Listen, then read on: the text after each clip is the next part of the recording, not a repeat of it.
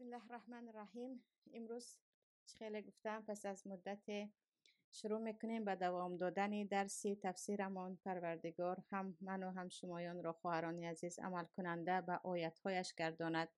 وقتی ما عمل کننده آیتهای ربانی میشویم یقین داشته باشید که پروردگار نه در دنیا نه در آخرت شمایان را خار میکند.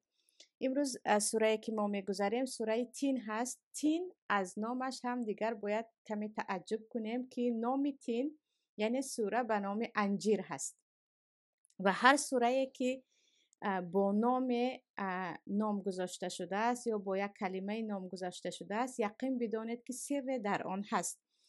و سوره تین را پروردگار شروع میکند با قسم خوردن و میگوید و تین و زیتون و طور سینین و هذا البلد الامین. با 4 چیز قسم میخورد: قسم به انجیر و قسم به زیتون و قسم به طور سینا و قسم به این شهر آمین یا امان یعنی مکه.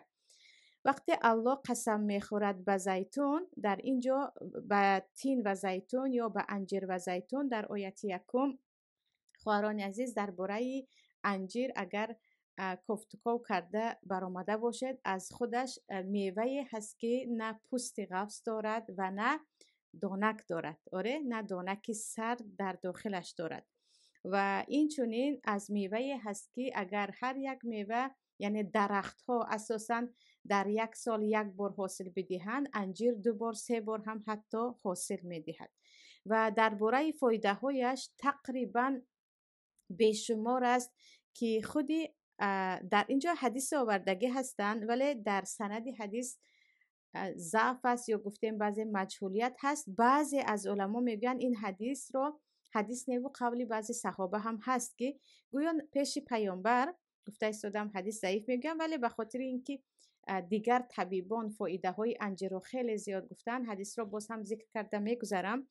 نزد پیامبر انجیر آورده می شود و پیامبر میگویند بخورید، این همان میوه هست که الله با آن قسم خورده است، این همان چی است؟ زیتون است و این برای بیماری بواسیر و این چونین به کسلی هایی که استخوان ها گزک میگیرند یا گفتیم التهاب میگیرند فایده دارد و در خیلی گفتم در سند این حدیث مقال است ولی خودی تین به هم جگر هم روده هم خودی گلو و برای نیست کردن بلغم برای این چونین برای کودکان در آن سختی یعنی به بیماری های خیلی زیاد چی خشکش چی ترش فایده کلان دارد. علل خصوص خشکش رو میگوین ابن قیم جوزی که خود هم طبیب هم هستند اینجا میگوین خودی تین یا انجیر به اعصاب هم به معینه سر هم خیلی فایده دارد. یعنی از میوه های هست که استادش دوا هست برای انسان ها. برای همین برای کودکان هم میتوانید یعنی به اکثریت کسل ها علل خصوص که کودک های معده خیلی زیاد سلفه میشوند و به شمال خوردگی و سلفه و درد گلو هم خیلی فایده دارد. چه خشکش چه ترش برای کودک ها هم برای کلان ها هم از میوه های چی است؟ شفاگی است. میوه هست که خیلی به دردهای زیاد شفا هست و پروردگار با این قسم خورده است و دربارهش حتی در خاطرم هست که بعضی طبیبان خود دکتران هم برای کودکانی که مثلا چند روز شکم درد میشوند میگن یک پاره معده از انجیر بده، انجیر خشک یا انجیر خشک رو به آب تر کرده از آبش بده. یعنی در قرآن هم هست و فایده هاش هم خیلی زیاد است که یکی میتوانید نظر کنید به اینترنت و باز فایده های زیادی آن را ببینید. و یکم قسم خورد الله به انجیر، چه خیلی گفتم میوه عادی نیست و در بعض کتاب های تفسیر آمده است در تفسیر قرطبی که زیادی شرحش در همین درس و همراه شما من میگذارم و در اضواء البیان هم آوردگی هستند مؤلف که در وقتی که در جنت حضرت آدم و حوا به گناه دست میزنند یا گفتیم از اون چیزی که الله از آن درخت نخور گفته بود میخورند، لباسی آنها یک باره از بدنشان کشیده می شود، لباسی که آن لباس اصلا نباید کشیده می شد و یگان درخت برایشان برگ نمی دهد و با برگ های انجیر بدن خود را می پوشانند. با برگ های درخت انجیر بدن خود را می پوشانند. و دویم چیزی که الله قسم خورد زیتون است. و سبحان الله خواهران عزیز، درباره انجیر، اگر این یکمین یعنی یگانه در یک جا پروردگار انجیر را در قرآن ذکر کرده است، انجیر را، اما خودی زیتون را در آیت های زیاد ذکر کرده است. علل خصوص در سوره نور الله میگوید و شجرت مبارکت زیتونه لا شرقیت ولا غربیه تکاد، در دوامش میگوید لا شرقیت ولا غربیه یکاد زیتها یضیء ولو لم تمسسه نور علی النور. و ایمان را پروردگار در قلب مؤمن و روغن درخت زیتون مانند میکند. و از اینکه درخت زیتون عادی نیست، در یک جا نه، در چند جای دیگر هم و انبتنا فیها حبه و عنب و قضبه و زیتون و نخله باز آمده است. و پیامبر صلی الله علیه و سلم میگویند از درخت زیتون، از روغن زیتون بخورید و این چنین به پوستتان از آن بمالید. و خواهران عزیز، اگر در مسئله کسمتیکا و آرایش پوست و نگاه و بین پوست نگاه کنید، تقریبا یگانه از همون کریم های قیمت خالی نیستن از روغن زیتون. برای ریختن موی، برای خشک کردن پوست، برای تمام نمود سرخک و به تمام نمود الرژی یا میگیم حساسیت های پوستی، خودی روغن زیتون فایده دارد. و از اینکه در تاجیکستان درخت انجیر هست و زیتون نیست، مایان استفاده این را نمیدونیم. مایان استفاده این چیز را نمیدونیم و از جایی که من میدونم خیلی گران هم هست. و زیتون را بعضی خواهران حیران میشوند چی هست گفته، الیف که میگویند با زبان روسی. آره، الیف که میگویند و در بانکچه ها خودش رو هم روغنش رو هم در مغازه ها پیدا کرده می شود. تا کجا این تازه باشد تازه نگفته، به نیت شفا خیلی که پیران سالان میگویند خواهران عزیز می توانید حتی به کودکچه ها بدهید. یعنی روغن زیتون رو هم میخورند، هم آن را برای پوست، همه نمودی کسلی های پوست استفاده میکنند. و روغن زیتون رو خام هم خورده می شود، با آن خوراک هم پخته خورده می شود. و سلات و بعضی چیزها آمیخته میکنن، اما با آن خوراک هم پخته می شود. روغن زیتون به چشم هم، به درد گلو هم، به میده هم، به روده هم، به انسان که کسلی قند هستند و حتی میگویند برای زهر هم، یعنی میکروب و هر چیزی که در درون است خیلی فایده دارد. و پروردگار چی میگوید؟ این را شجره مبارک، یعنی درختی است که پروردگار نامش را مبارک گفت، چون در حقیقت روغنش روغنی مبارک است، خیلی شفا بخش است برای تمام بیماری ها و برای همه نمود. خیلی گفتم داغ پوست و بیماری های پوست، برای تیز پیر نشدن و آژنگ و برای اینها به نزد فبرلیک و دیگر کریم های ساخته نروید و می توانید کمی قیمت باشدم از همین استفاده کنید، چون در حدیث هم آمده است، در آیت هم. و شخصا من چند طبیب را دیدگی هستم، یعنی نوارهای کوتاهشان را که درباره روغن زیتون میگویند برای همه نمود بیماری ها. و حتی در همین ترکیه اگر یگان کودک یا یگان کلانسال زخم پیدا کردن، روغن زیتون میبندند. روغن زیتون رو میبندن، یعنی زیاد به اونجا مالش میدهند، یا که حتی با روغن زیتون کمی خمیر کرده خمیر رو میچسبونند که تماما التهاب یا گفتیم گزک آنجا رو همش رو میکشد. یعنی روغن زیتون رو برای همه چیز به یگان طرز استفاده کرده میتوانید، فایده دارد و یگان ضرر ندارد، چون درخت مبارک هست که پروردگار آن را در یک چند جای قرآن ذکر کرده است. و در اینجا حتی چی کرد؟ الله با آن قسم خورد به انجیر و قسم خورد به زیتون. از انجیر استفاده کرده باشیم، هم از برکت زیتون اکثریت بی نصیب هستیم. و که خودی بنده هم سبحان الله اگرچه چندین سال در مصر بودم، فقط در همین ترکیه زیادتر از آن استفاده کردن را آموختیم، برای آنکه تا این درجه فایدهش را پیشتر نمیدانستم. درباره یعنی زیتون گفته گذاشتیم که بیهوده پروردگار با این قسم نخورد و درباره فایده‌اش هم باز هم میتوانید یک نظر کنید به اینترنت خواهران عزیز که معلوماتتون هم در این باره زیاد میشه و دو حتما استفاده هم کنید برای سلامتی خود و برای کلان سالان، پیران سالان، برای همه. مشکل این است که مایان به چیزهایی که نجس هست و آن رو هم به ما روزهای کافی، یعنی اکثریتش رو توصیه کردن. سپیرت که خودش نجس هست، اکثریت بیماری ما به میرویم نزد سپیرت، میگیم از سپیرت استفاده میکنم برای میکروب کشتن، در حالی که روغن زیتون هزارها درجه بالاتر میکروب رو میکشد.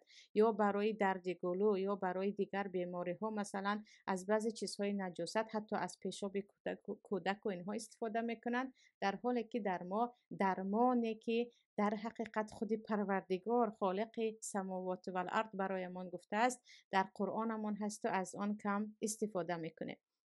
بعدن الله قسم خورد با طور سینا. طور سینا همون کوهی هست که موسی در آنجا با پروردگار صحبت کرده بودند، مناجات کرده بودند، دعاهایشان اجابت شده بود. اگرچه طور سینا از مکانهای مقدس است، اما برای ما در آنجا رفته یک نماز مخصوص خواندن و دعا خواندن یگان دلیل نآمده است. مکان مقدس برای یهودها هست که در آنجا مثلا رفته عبادت و دیگر کار کردن را ثواب میدونن. یکی برای عبرت گرفتن، فسیروا فی الارض فانظروا کیف کان عاقبت المکذبین یا عاقبت الظالمین، با همین معنی که مثلا انا در اینجاها کیها بودند و کیها نبودند. بعضی جایهای تاریخی را دیدن برای شما گناه نیست، اما مخصوص برای یگان عبادت و دعا کردن به طور سینا رفتن که در مصر است نآمده است. اما مکانی هست که عظمت و بزرگی دارد که پروردگار با آن قسم خورد. و البته که با قسم خورد با چی؟ با بلدالامین، یعنی با مکه که هر کسی که به آنجا داخل شد در امان است. و چه خیلی که بارها گفته گذاشتیم، بعد از اینکه ابرهه با لشکرش خواست نابود کند کعبه را و بالای آن لشکر پروردگار پرنده های ابابیل آمد، کسی جرأت نمی کند که به خراب کردن مکه برود و مکه خودش شهر امان است که پروردگار زیارتش را به یکایک ما نصیب کند.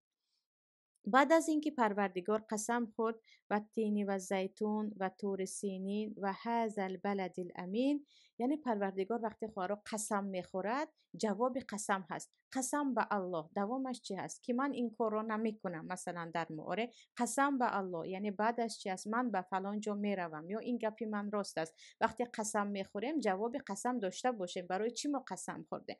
پروردگار هم در هر جای قرآن وقتی قسم میخورد و شمسی و ضحاها یا اینکه واللیل اذا یغشی، یعنی هر قسمی که میخورد جواب قسمش هست. اینجا هم پروردگار وقتی قسم با این 4 چیزی بزرگ خورد، بعدن چی میگوید؟ و تین و زیتون و طور سینین و هذا البلد الامین لقد خلقنا الانسان فی احسن تقویم. این جواب قسمش است که پروردگار میگه در حقیقت ما انسان ها رو آفریدیم در بهترین شکل، فی احسن تقویم. یگان مخلوقات در روی زمین مثل انسان این گونه زیبا آفریده نشدن، چی از جهت معنویات یا گفتیم درونی، چی از جهت بیرونی. امام قرطبی میگن تمام مخلوقات الله در روی زمین با دست و پا چهره اش به زمین حرکت میکند. یگانه انسان است که مستقیم راست حرکت میکند.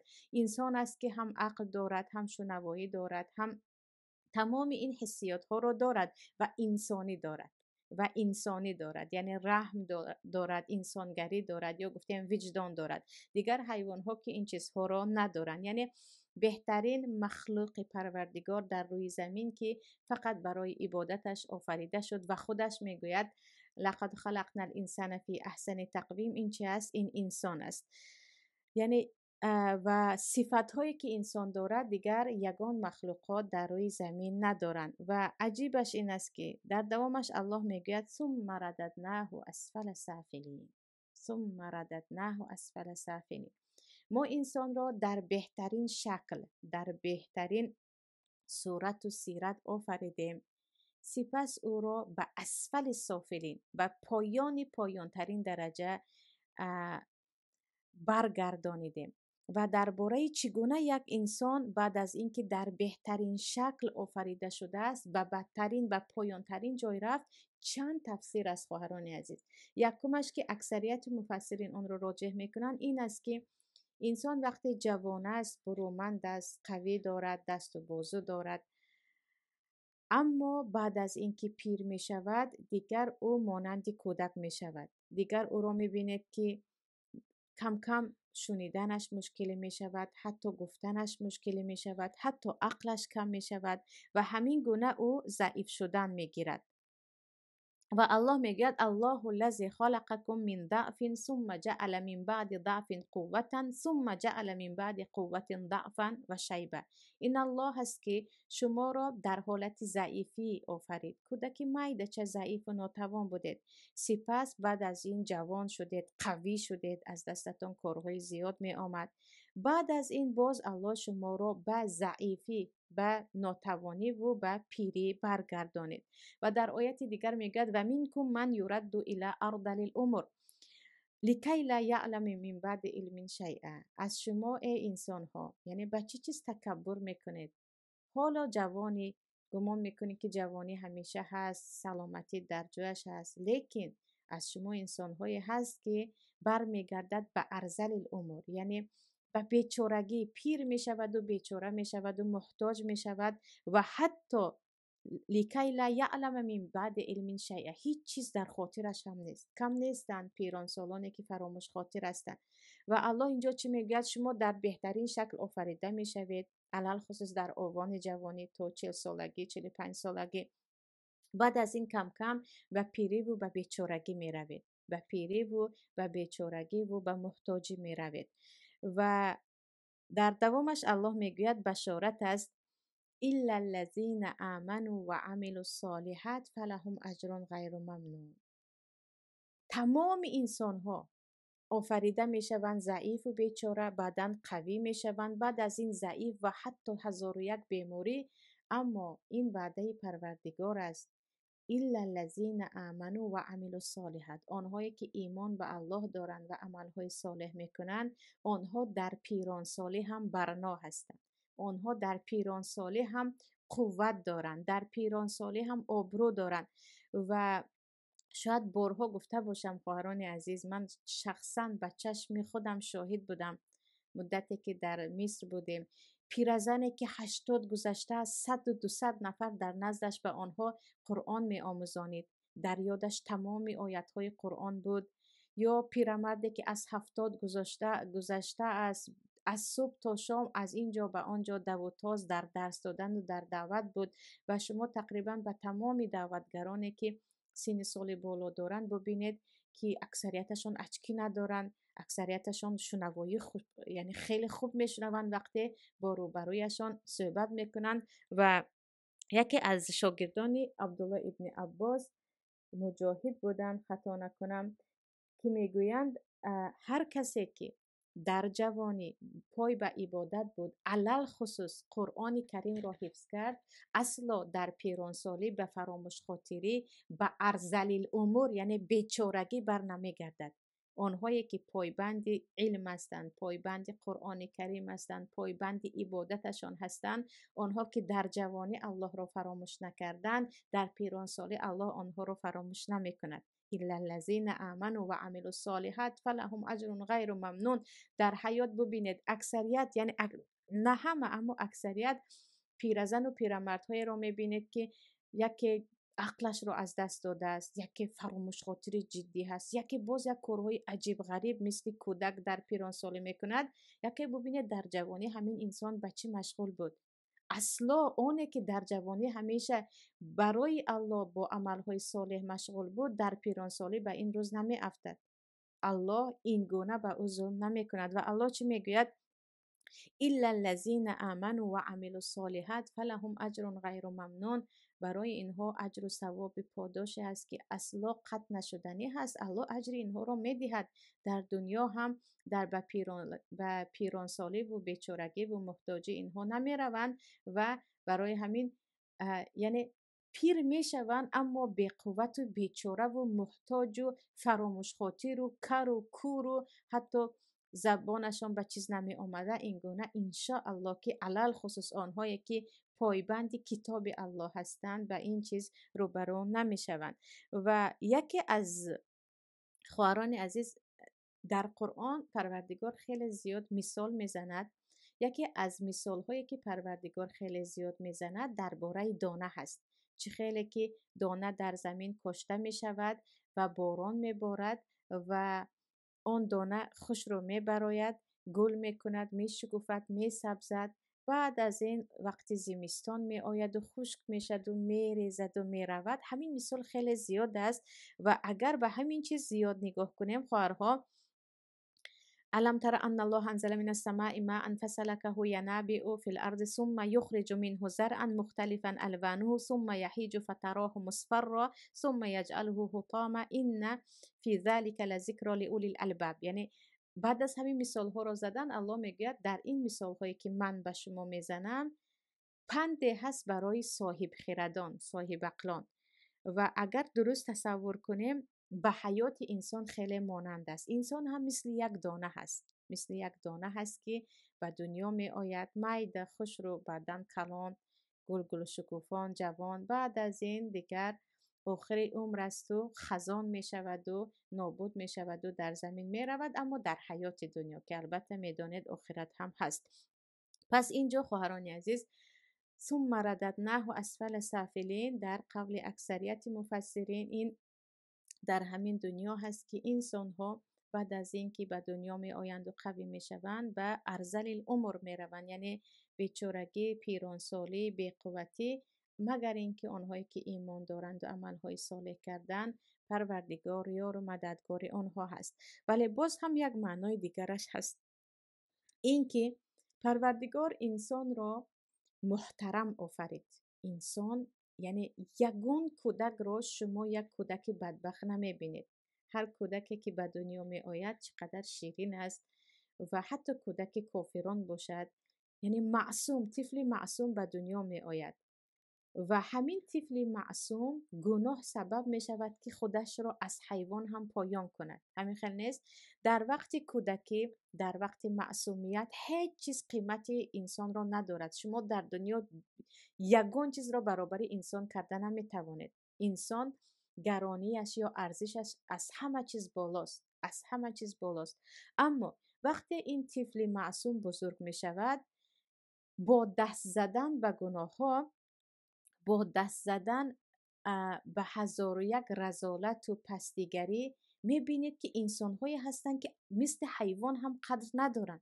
میگویی به حیوان رحم میکنم، به این انسان نه، چون مردم آزار است، خودش نه به خود رحم میکند نه به دیگران. کم نیستن ظالمانی که آرزو داریم که بمیرن، کم نیستن انسان هایی که ما میگوییم یعنی از یک حیوان به جای او مادرش به دنیا می آورد بهتر بود که اینقدر ضررش به دیگران نمی رسید.